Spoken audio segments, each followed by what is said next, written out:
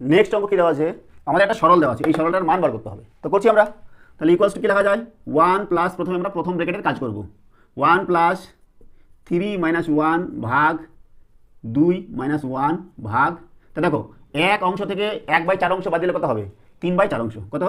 3/4 অংশ, equals to 1 plus 3 minus 1 ভাগ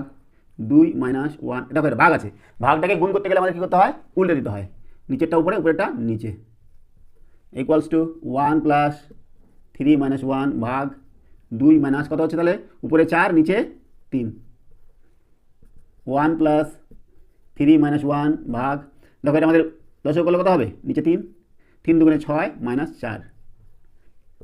1 plus 3 minus 1 ভাগ কত হচ্ছে,